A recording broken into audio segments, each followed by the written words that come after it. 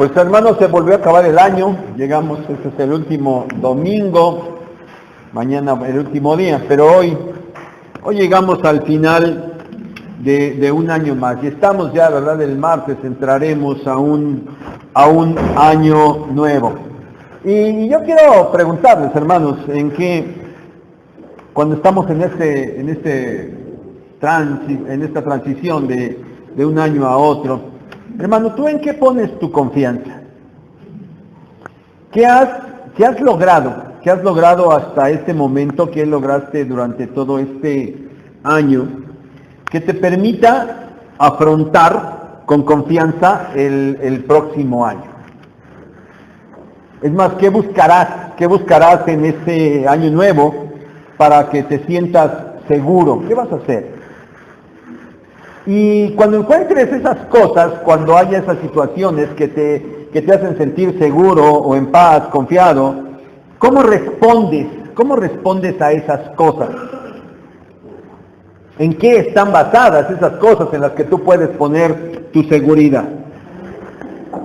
Pregunto esto porque miren, para ejemplificar y para ver cómo podemos pensar quizás, es que el ejemplo, un empresario o alguien que trabaja por su propia cuenta, por ejemplo en este caso, pueden pensar que están muy satisfechos porque durante este año de 2018 pudieron afianzar su negocio.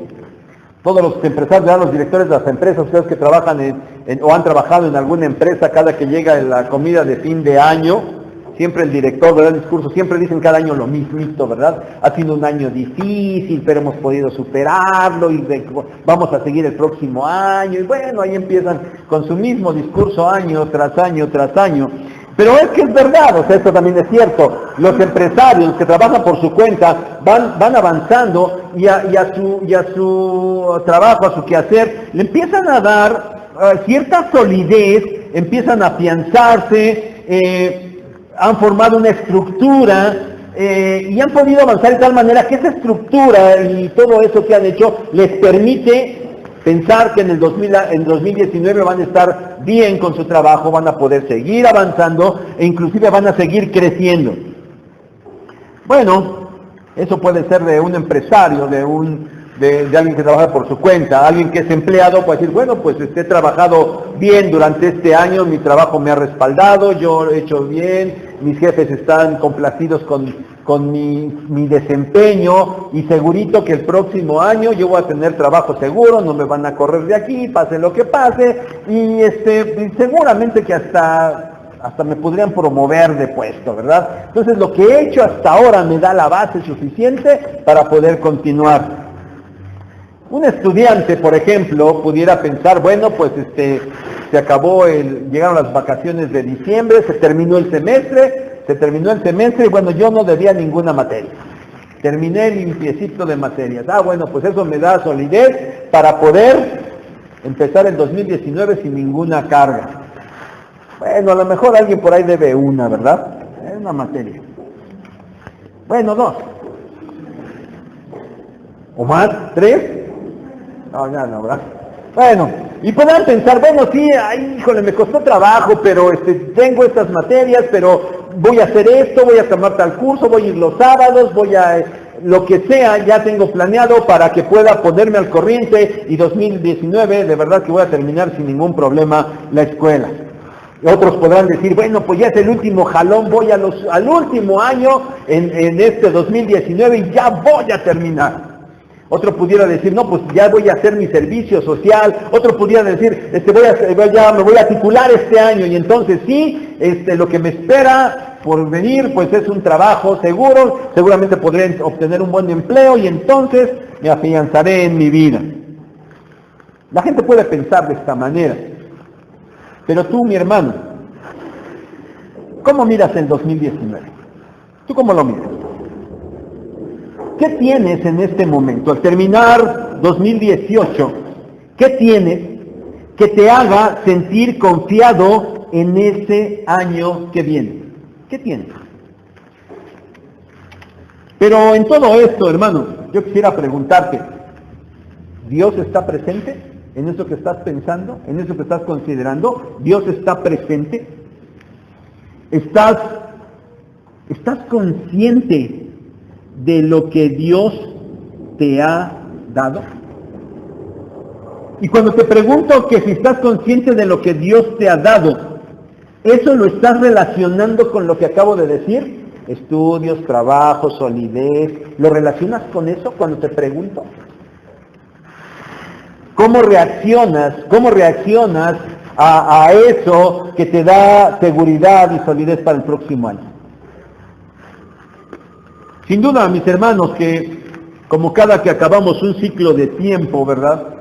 Ya les he dicho en otros momentos, siempre a los finales del año, la verdad es que mañana lunes el sol saldrá a X hora y se ocultará a tal hora, y el martes primero va a salir a la misma hora, bueno, a lo mejor una diferencia de segunditos, ¿verdad?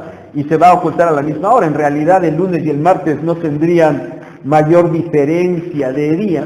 Simplemente que pues hemos determinado, ¿verdad?, que ese día el lunes es 31 y se acaba el año, y después empezamos el día primero con un año diferente. Y bueno, eso está bien, porque necesitamos empezar y cerrar ciclos. ¿Se imaginan si no tuviéramos ciclos en la vida? Sería muy pesado para nosotros, ¿verdad? Tener un avanzar sin saber que se acaba algo, que empezamos algo. Siempre es bueno por esto. Por eso, hermanos, ahora que llegamos a cumplir un ciclo más, sin duda que estamos agradecidos con Dios. Y a lo mejor también tenemos allá en perspectiva peticiones para el año que viene. Pero cuando hablo, hermanos, ¿de qué tienes en la mente cuando hablamos de gratitud?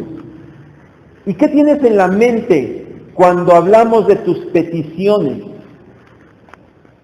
Eso que tú tienes en la mente ahorita, que lo estoy mencionando, ¿eso será lo más importante en tu vida? A lo mejor estás pensando sí en el trabajo, en los estudios, en la economía, en ahora sí tener una casa, no sé, cosas que son necesarias. ¿Eso es lo que tienes en mente? Sabes, hermano, mi objetivo en este día es llevarlos a no olvidar que además de lo que tangiblemente nosotros podamos agradecer de este año, porque eso que estamos pensando está bien y viene de Dios y necesitamos agradecerlo a Dios, pero es algo tangible, es algo que vemos aquí. Bueno, más allá de eso, que nosotros podamos no olvidar aquello que es lo más grande que nosotros ya tenemos. Pero que además de eso, nosotros respondamos adecuadamente mientras todavía permanezcamos en esta tierra. Hebreos capítulo 12, versículo 28. Un solo versículo en esta tarde. Un solo versículo del cual también lo he dividido como comúnmente lo hacemos en tres partes. La primera parte que vamos a meditar, que quiero que consideremos, es lo que hemos recibido. Lo que hemos recibido. Primera parte del versículo. Así que, recibiendo nosotros un reino inconmovible. Recibiendo nosotros un reino inconmovible.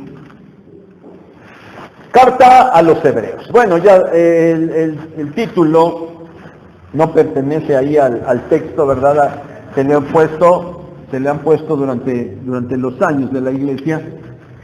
Pero bueno, es evidente que esta carta, que correctamente se denominó a los Hebreos,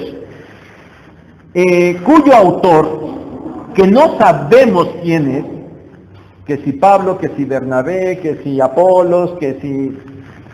Todas son especulaciones. No sabemos quién escribió la carta a los Hebreos. Pero bueno, se le escribe a un grupo de cristianos.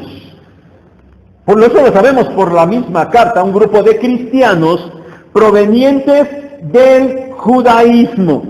Ellos eran judíos y se habían convertido al cristianismo. Pero ahora ellos estaban siendo atacados. estaban siendo perseguidos. Y muchos de ellos estaban dejando su fe en Cristo para regresar al judaísmo. El autor de la carta les exhorta a no hacerlo. Inclusive les advierte fuertemente de lo que ellos están haciendo, de lo mal que ellos están haciendo al abandonar a Cristo y pretender regresar a su religiosidad judía. A lo largo de toda la carta el autor les muestra una y otra vez la superioridad de Cristo por sobre todo el sistema mosaico. Cristo es superior a los ángeles, Cristo es superior a Moisés, Cristo es superior a los sacrificios, Cristo es superior al sacerdocio, Cristo es superior a todo lo que ellos habían dejado. Y aquellas cosas a las que ellos estaban pretendiendo volver por causa de la persecución a la que estaban siendo sometidos. Esto lo desarrolla el autor a lo largo de toda la carta. Y al llegar al final de esta, aquí en el capítulo 12, el autor sigue en la misma línea de advertencia.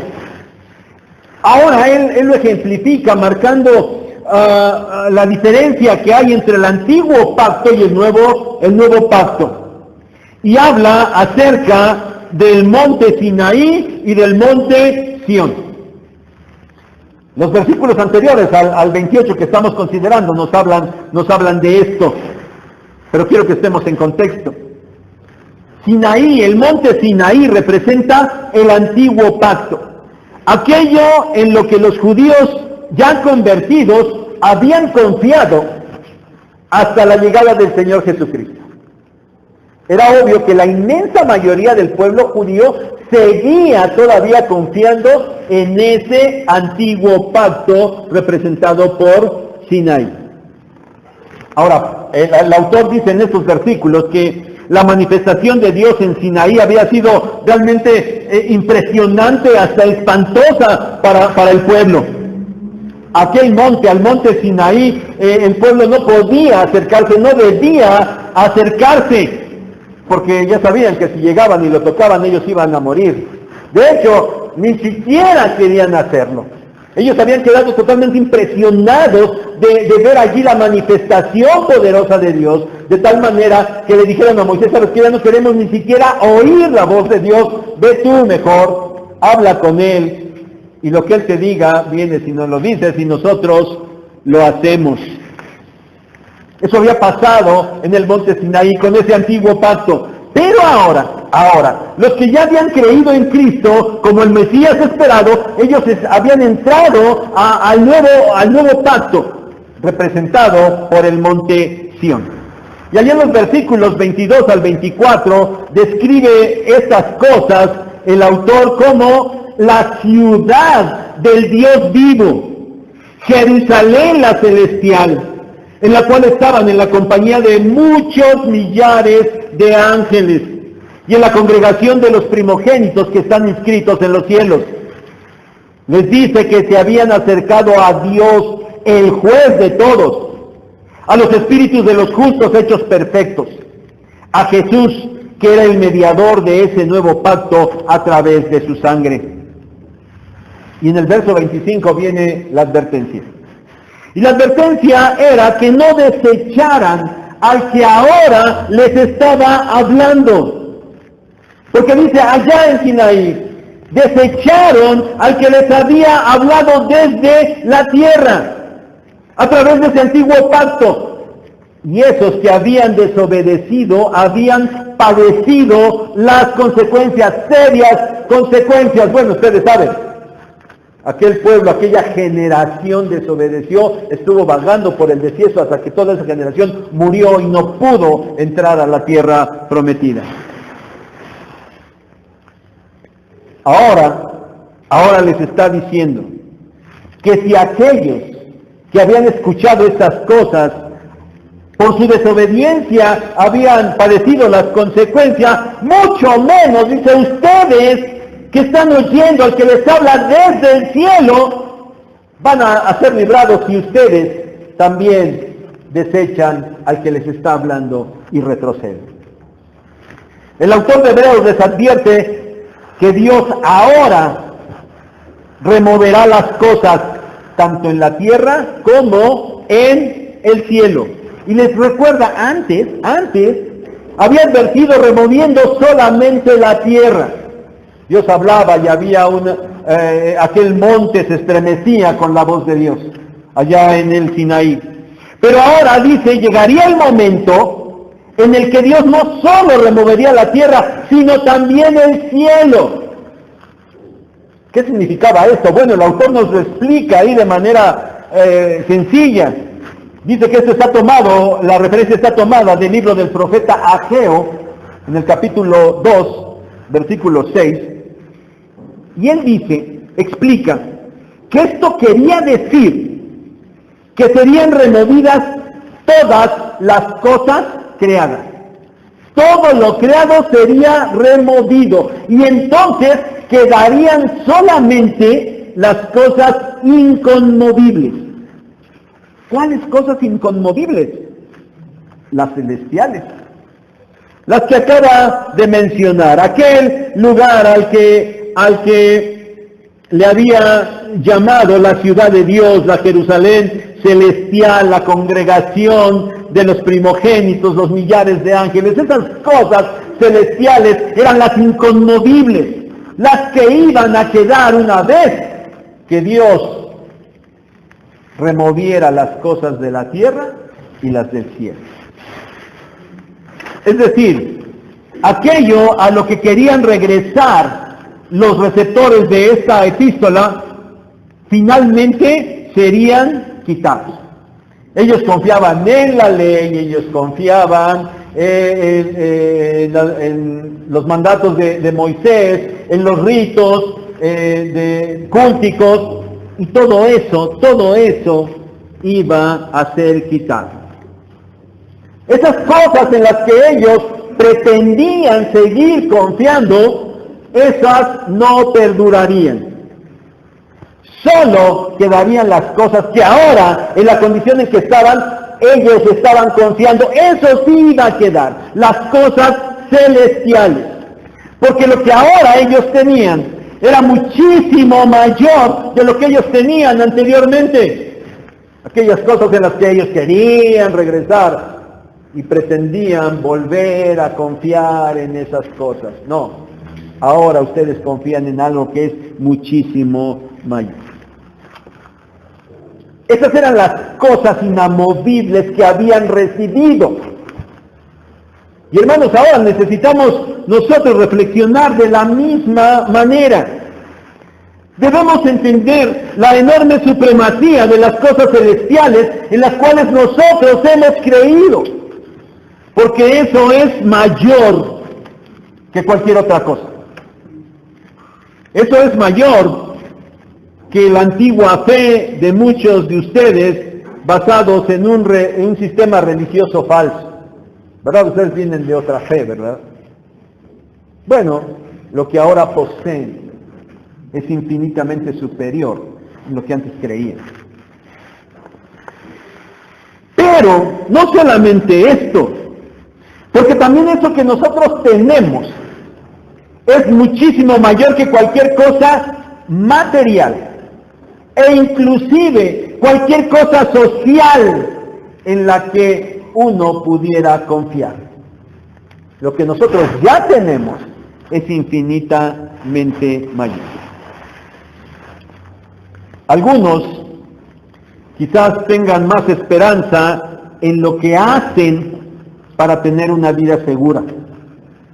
Ya les los mencionamos: estudios, trabajo, posesiones. Y ni siquiera hablo de las posesiones en el sentido de una avaricia o un deseo malsano de estar acumulando muchas cosas. No, estoy hablando siquiera solamente de cosas. Bueno, necesito un lugar donde vivir, me esfuerzo por tenerlo, lo tengo. Necesito para el sustento diario, necesito un trabajo. ¿Y cómo? O sea, tan solo pensando en las cosas correctas y justas, a veces, de todas maneras, los cristianos caen en el error de confiar más en esas cosas y poner su confianza total en eso. De hecho, hoy hay muchos, inclusive de aquí, que ponen más su confianza en el nuevo gobierno. Y no necesitan decirlo, ¿verdad? Ahí en las redes, pero cómo se lanzan, ¿verdad? Como que ya, wow, el futuro está asegurado para nosotros porque ya tenemos un nuevo gobierno.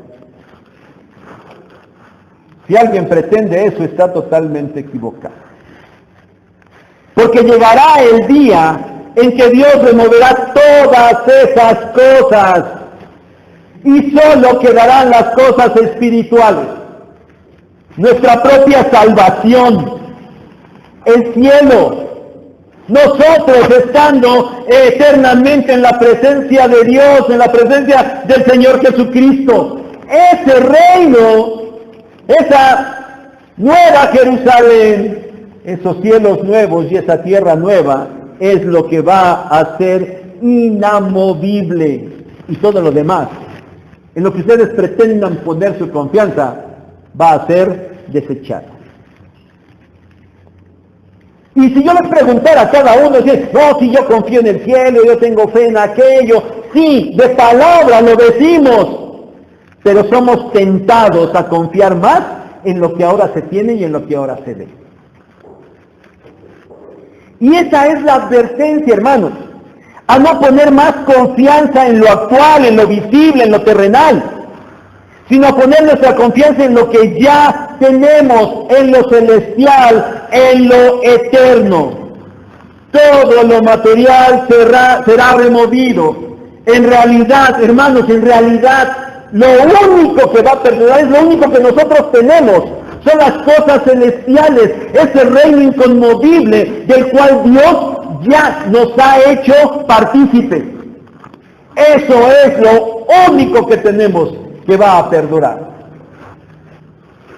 Espero, hermanos, que no se nos olvide nunca y que estemos conscientes de eso por sobre todas las cosas.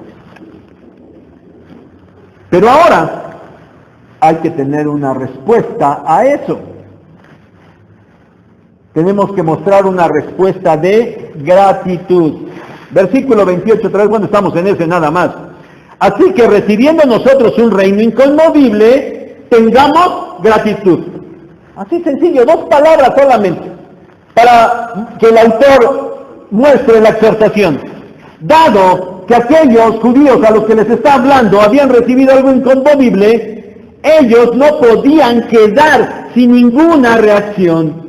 El autor les exhorta a responder adecuadamente teniendo gratitud. La mayoría del pueblo judío en aquel momento y hasta ahora, la mayoría del pueblo judío estaba cegado. Ellos habían visto al Mesías, lo habían escuchado, habían visto sus milagros, pero finalmente lo habían rechazado. Y una venda seguía puesta sobre sus ojos. Los judíos querían agradar a Dios, creían que estaban bien con Dios, pero ellos habían rechazado al Mesías y estaban en condenación. Y qué tristeza, porque a los suyos vino y los suyos lo rechazaron. El Mesías había venido, estaban ahí tan cerca los judíos, tan cerca de gozar del reino de Dios, y tan lejos porque lo habían rechazado. Pero sobre algunos, la gracia de Dios había hecho que la luz de Cristo resplandeciera en sus vidas. Lo que el pueblo en general buscaba, ellos realmente lo habían hallado. Y aquellos que habían sido salvos no podían permanecer así nada más. Debían ser agradecidos por el reino de Dios, del cual ellos sí ya eran partícipes. Ahora, hermanos, pensemos para nosotros y en nuestro tiempo. La inmensa mayoría, y tú no me dejarás negar, la inmensa mayoría de la gente que está a tu alrededor está cegada. No entiende la condición espiritual en la que se encuentra. Bueno, algunos ni siquiera lo consideran. No creen que nada tenga que ver con Dios, porque dicen que Dios no existe, ¿verdad? Otros dicen creer en Dios y piensan que están bien con Él. Pero tú sabes que unos y otros están realmente cegados. Pero en contraste, al igual que los lectores originales de esta carta, hermano, tú has sido iluminado por Dios y la gloria de Cristo ha resplandecido en ti. Tú has entendido la gravedad del pecado, has entendido las consecuencias de ese pecado, y entonces te has arrepentido, y le has pedido perdón a Dios, y has sido regenerado, y has nacido de nuevo, y ahora tienes una esperanza celestial y eterna, y no te puedes olvidar de eso. Sin duda que hoy hay muchos motivos de gratitud por lo que tú has recibido en este año. Pero hermano, no te olvides de lo más grande que has recibido: tu salvación por gracia. El derecho a estar en los lugares celestiales en Cristo. Y la actitud correcta ante eso que tú has recibido es la gratitud. Gratitud. Estamos conscientes de que Dios no está obligado a darnos nada. Nunca lo estuvo ni lo estará. Dios no tiene por qué darnos absolutamente nada. Y sin embargo, nos lo ha dado. Y nosotros, sus hijos, no podemos ser desagradecidos. Y el Nuevo Testamento, en repetidas ocasiones, nos exhorta a la acción de gracias. Y algunos textos, quizás hasta no lo sabemos de memoria, ¿verdad? El conocidísimo Filipenses 4:6. Por nada estéis afanosos, sino sean conocidas vuestras peticiones delante de Dios en toda oración y ruego con acción de gracias. Colosenses 3:15. Y la paz de Dios gobierne en vuestros corazones, a la que asimismo fuisteis llamados en un solo cuerpo, y sed agradecidos. Primera Tesalonicenses 5:17 y 18, también muy conocido. Orad sin cesar. Dad gracias en todo, porque esta es la voluntad de Dios para con vosotros en Cristo Jesús. Y en el mismo sentido podemos encontrar Colosenses 2:7, Colosenses 3:17, Colosenses 4:2, Primera Timoteo 2:1, entre otros. La gratitud debe ser una actitud permanente de los hijos de Dios, no nada más de diciembre, no nada más del 31 de diciembre. La gratitud debe ser una actitud permanente de los hijos de Dios. Miren, muchas personas en el mundo, y tú lo sabes, seguramente te has encontrado con muchos, yo sí. Muchos de ellos piensan que lo que tienen es debido a su propio esfuerzo. Se lo han ganado ellos mismos. Así que no hay que agradecerle a nadie ni a nada lo que ellos tienen. Ese es el pensamiento de algunos. Bueno, hay otros, fíjense que hay otros que sí le dan gracias y piensan que lo que han obtenido viene por la intermediación de algún ídolo. Le llamen virgen, santo, lo que sea. Y piensan que de ellos son de quienes han recibido las cosas que tienen, y bueno, sí van de manera agradecida y se lo expresan, ¿verdad?, a aquel ídolo y le dan gracias por lo que han recibido. Bueno, otros inclusive expresarán que le dan gracias a Dios, pero solamente están pensando ¿en qué? En el trabajo, en la familia, en la salud, en eso es lo que están pensando, nada más. Ahora, si la gente en términos generales es agradecida, los hijos de Dios deben serlo mucho más. ¿Quién mejor que los hijos de Dios para entender que nada merecen, y que todo lo que tienen es debido a la misericordia de Dios. Y sobre todo, porque entienden que han recibido cosas inconmovibles, aquellas que van a permanecer al final de los tiempos, allá, cuando llegue el momento y Dios le ponga final a la creación actual. Cuando esa creación sea deshecha y cuando lo único que permanezca sea el reino celestial eterno de Dios, y ese reino ha sido otorgado a sus hijos. Eso, sin duda, es necesario agradecerlo por sobre todas las demás cosas. Pero todavía debe haber algo más. ¿Saben? Cuando estaba en la vocacional, todavía me acuerdo, en cierta ocasión, una compañera, con un evidente aire ahí de arrogante condescendencia, aceptando que a lo mejor sí Dios existía y que a lo mejor sí Dios nos hubiera creado, dijo, bueno, pues si Dios me creó, pues gracias, pero pues ya no, ¿qué más? Ya le di las gracias, hasta ahí se acabó el asunto. Eso decía esta compañera. En contraste, los cristianos, entendiendo la salvación tan grande que hemos recibido, sí debemos dar gracias, ya lo dijimos.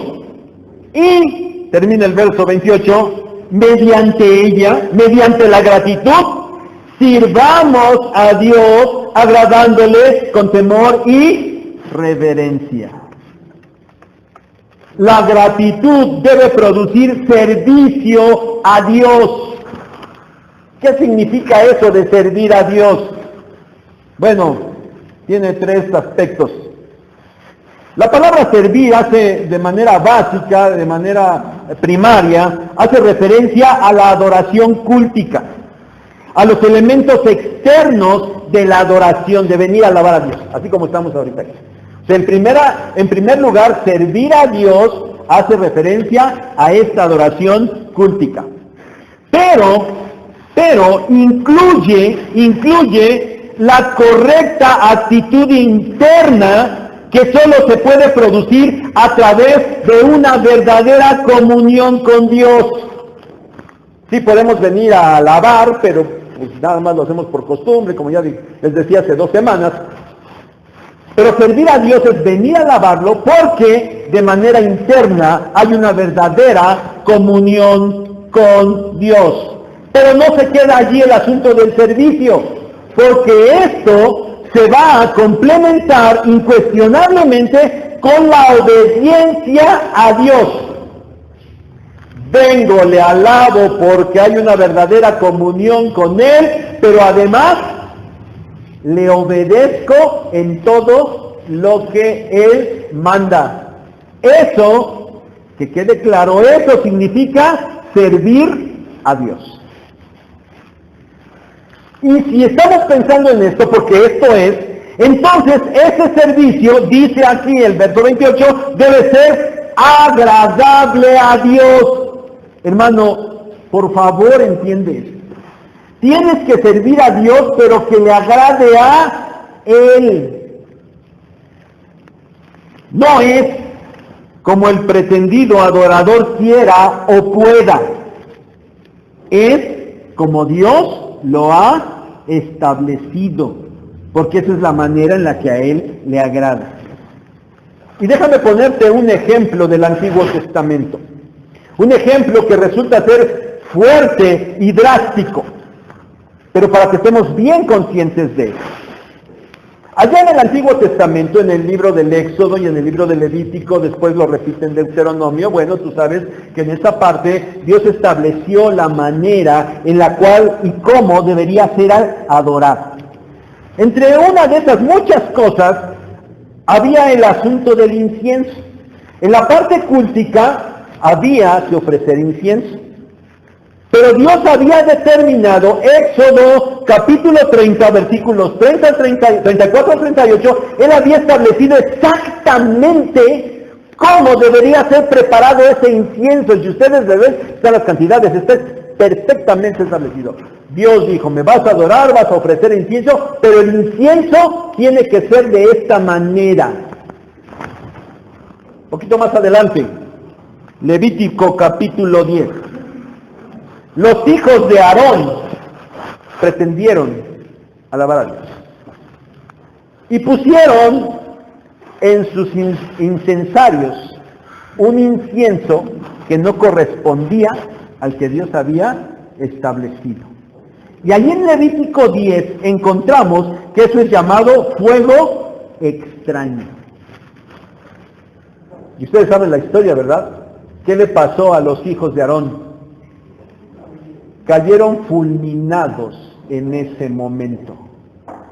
Porque pretendían alabar a Dios, agradar a Dios, pero como a ellos les pareció, no como Dios lo había establecido. Hermanos, esto es fuerte, ¿verdad? Esto es drástico. Creo que la gracia de Dios en estos días nos libra de esas cosas. Adoramos a Dios como Él quiere, como a Él le agrada, lo servimos. Seguramente que hace mucho hubiéramos quedado todos fulminados en este lugar. Pero así es el asunto. Y por eso, mis hermanos, es que el autor de Hebreos añade que el servicio agradable a Dios debe ser con temor y reverencia. Es decir, hay que entender perfectamente a quién es a quien hay que servir. Al omnipotente Dios, al trascendente Dios, al santísimo Dios. Hermanos, si en verdad entendemos la infinita gracia de Dios a nosotros, al otorgarnos la salvación, y si nosotros somos agradecidos por eso, entonces nosotros debemos de alabarle en el culto, movidos, no se te olvide, movidos por una verdadera comunión con Él, manifestando esa adoración mediante la obediencia a sus mandamientos. Pues reconocemos, con toda nuestra limitación humana, con toda nuestra mente finita, reconocemos la grandeza de Dios. Y reconocemos el temor reverente que nosotros debemos manifestar ante Él. Esa es la manera de servirle, por favor, hermano, que nunca se te olvide. Y ahora, mi hermano, déjame mencionarte algunas cosas que puedes y debes hacer para tener un servicio agradable a Dios.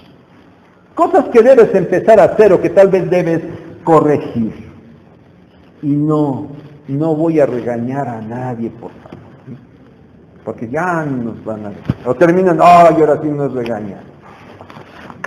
No, hermano, no quiero regañar, quiero que simplemente que caigamos en la cuenta de un servicio agradable a Dios. Tres cosas, ¿verdad? La parte cultica externa, la parte interna y la obediencia. Eso es servicio. Voy a ponerles un poquito más de ejemplos de la parte cultica. Nada más para empezar. Ya después si analizáramos todo lo demás, seguramente que hallaríamos muchos más situaciones y problemas, pero con la parte cultica creo que nos quedará claro. Primera cosa, si quieres servir culticamente bien al Señor, hermano, no falte. No falte. Lo he repetido no sé cuántas veces, de ese problema que tienen muchos de faltar como si nada. Y cada que hablo del tema desde aquí, ¿verdad? Y les digo, no hay que faltar, no saben cuántas cabezas están. No, pues, ay, qué bueno, Señor, que ya entendieron. Pero el siguiente domingo brillan por su ausencia. No faltes. Debes corregir esto, porque tú sabes perfectamente que los motivos por los cuales faltas El 99% de las veces no son ineludibles. Sí, yo estoy consciente de que algunas veces no hay manera, ¿verdad? Hay situaciones que lo impiden, pero tú sabes que la inmensa mayoría de las veces que faltas, no son por causas ineludibles. Así es de que no faltes. Segunda cosa, no llegues tarde. No llegues tarde. Hermanos, hemos establecido un día, domingo, y un horario, 12 del día, 12 horas del domingo, para reunirnos aquí y venir a alabar ¿a quién? A Dios. ¿Saben qué hemos hecho? De alguna manera hemos hecho una cita con Dios. Le hemos dicho, Señor, tu iglesia Sinaí va a estar aquí los domingos a las 12 para alabarte. Por favor, dígnate estar aquí para recibir nuestra alabanza. Pero muchos tienen la desfachatez de dejar al Señor esperando ahí como si nada. Porque no vienes a escuchar al pastor, ni vienes a cantar algo, lo que alcances, no. Vienes a alabar a Dios a este lugar. Pero tienes la desfachatez de citarlo, y Él está presente, y tú lo dejas ahí. Y no es porque Dios solamente esté aquí, porque ya sabes que lo importante no es el lugar. Lo importante es que dijimos, Señor, queremos alabarte este día y a esta hora. No llegues tarde.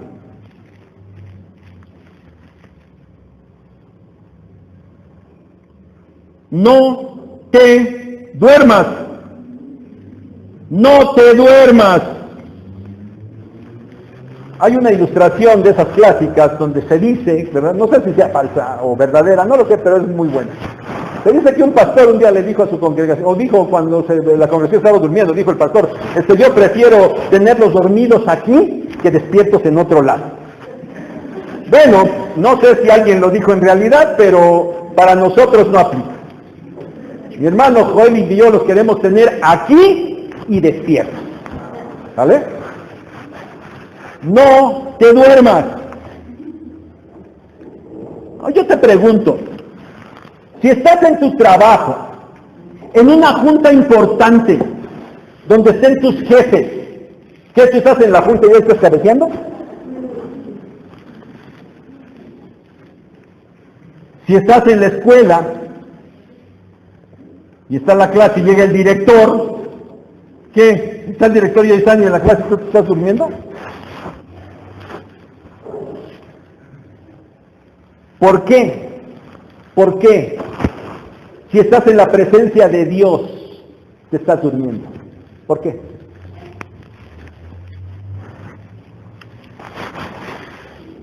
No te ocupes de otras cosas. Estar jugando con el celular, sobre pretexto de que ahí tienes la Biblia. No estés haciendo la sopa de letras del boletín. No estés platicando. ¿Sabes? Me dan ganas de pedirle a nuestros hermanos diáconos que se exponen ahí allá atrás. Y a quien vean que está jugando con el celular o que está ahí haciendo el boletín, que pasen. ¿Nos dan permiso de que lo hagamos? ¿Sí? ¿Sí nos dan permiso? Bueno, el hermano Gonzalo está feliz ahorita. Ya. Está Goyo. Acá está Goyo, también está feliz ahorita ya gritando la mano. ¿Eh? Oye, hermano, es que es cierto. Yo no sé, de verdad, es a veces molesto. Y a veces yo no sé por qué nos hemos detenido en ir directamente con ustedes, pero la próxima vez que los vea así los voy a sacar y les voy a decir, oye, si vas a estar jugando, ¿sabes qué? Mejor retírate, ¿no? Si vienes a alabar a Dios, pues alábalo. Bueno, en ustedes desde las 12 no es tanto el problema, ¿verdad? Porque ustedes sí cantan y cantan bonito a las 12. Pero hay unos que vienen a alabar a Dios y que hay que cantar y no cantan. Que hay que leer y no leen la Biblia. Es más, ni siquiera la abren. Nada más es que pónganse de pie, pues ya se ponen de pie nada más para que nadie los vea que se quedan sentados, pero ni leen. ¿cómo se llama? Ni cantan. Y cuando hay que orar, no me están haciendo eso. Y van a decir, ¿cómo sabes? Tú también estás así, yo también. Por eso los veo, sí, también.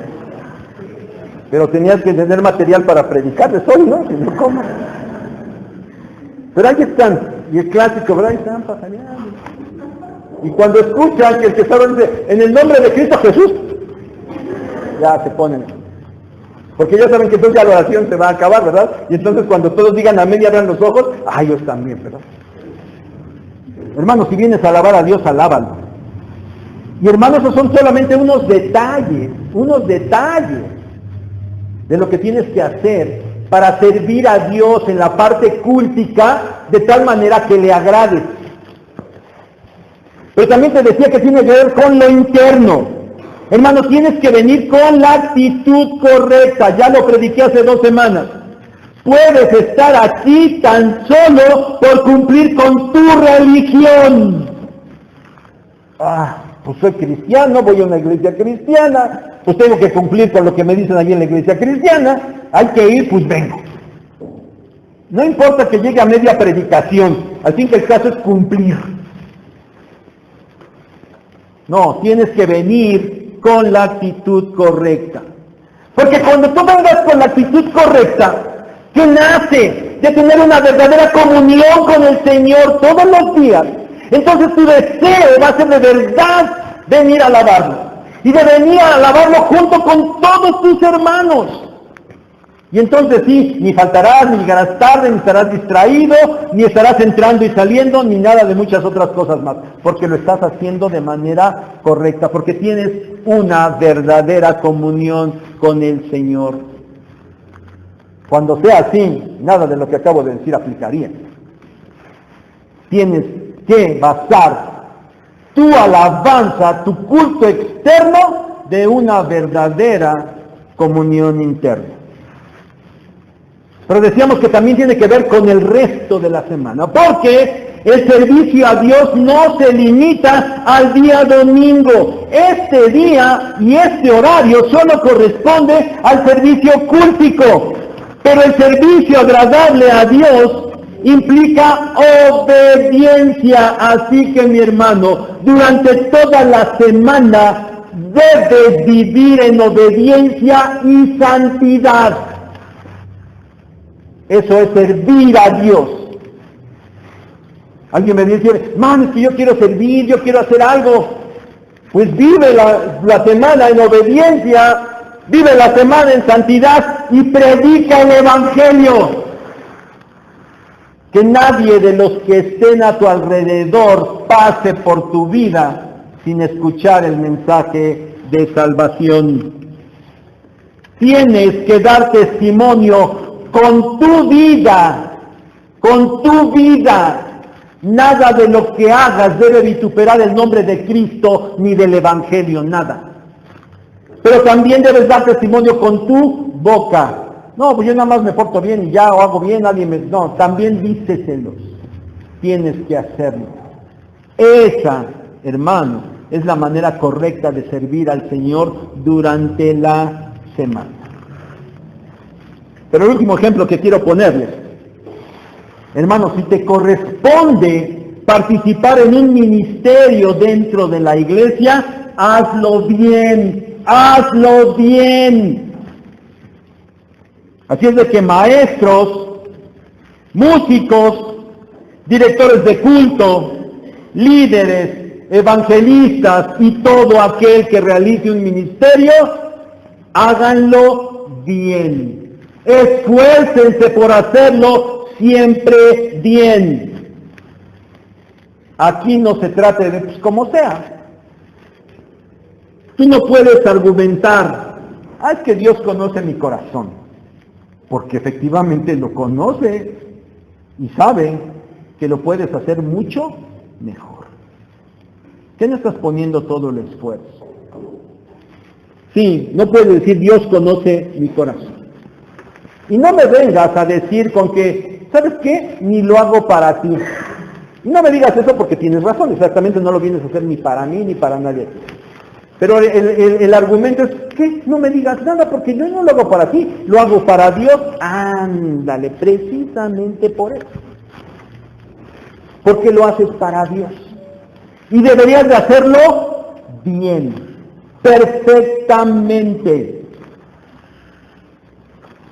De algunos me doy cuenta y veo de qué manera se esfuerzan por hacer su trabajo. Y lo hacen muy bien. Y lo hacen profesionalmente. Y de verdad no hay, pero sin la más mínima queja de cómo realizan tan profesionalmente su trabajo. Los ven en sus escuelas. Cómo se esfuerzan por estudiar, por hacer sus trabajos, por hacer todas las cosas. Digo, y lo sé porque lo presumen en las redes, ¿verdad? Y para Dios, hay como sea, hay como caiga. No, mi hermano, si te toca hacer un servicio a Dios, tienes que hacerlo mucho mejor de lo que haces allá afuera. Concluyamos. Ahora, mi hermano, recapacita. ¿Qué le agradeces a Dios en estos últimos días del año? Es más, ¿ya lo hiciste? ¿O estás esperando a mañana 31 de diciembre? No lo sé. ¿Pero qué has incluido o qué vas a incluir en esa gratitud? La salud, el trabajo, la escuela, la alimentación, la familia, ¿eso vas a incluir? Bueno, está bien, eso es correcto. ¿Pero has considerado el hecho de tu salvación? ¿Has considerado lo que te espera allá en los lugares celestiales? ¿Y has considerado esas cuestiones por encima de todo lo demás? Y ahora, mi hermano, estarás dispuesto no solamente a agradecerlo, sino a añadir a tu gratitud servicio a Dios, por eso tan grande que tú has recibido. Hermano, yo espero que lo hagas. Y que ese servicio sea de tal manera que agrade a Dios. Y que lo hagas con temor y reverencia. Y espero que sea tan real que va a ser evidente. Y que el próximo año no tengamos que estar predicando sobre el mismo tema. Ojalá y esa fuera tu respuesta. Porque sabes, si no lo haces así, si no llegas a este punto de un servicio agradable a Dios, no eres diferente del resto de las personas, de aquellos inconversos que llegan a agradecer, pero que no lo hacen de la manera correcta, que no lo hacen con la actitud correcta, y que mucho menos están dispuestos a vivir en obediencia a Dios. ¿Cuál va a ser tu respuesta, hermano? Yo espero que sea la adecuada. Vamos a orar. Gracias, Padre, otra vez por tu palabra. No cesaremos, Señor, no cesaremos de cada domingo, Señor, darte las gracias porque tú eres bueno y todavía en este país nuestro y en este lugar donde vivimos podemos abrir las puertas de este lugar y entrar sin ningún problema para alabarte y para escuchar tu palabra. Gracias porque una vez más lo hemos podido hacer. Gracias, Señor, por esta enorme bendición. Que no regrese tu palabra vacía a ti, sino que haga la obra para la cual tú la has enviado. En Jesús te pedimos y agradecemos todo. Amén.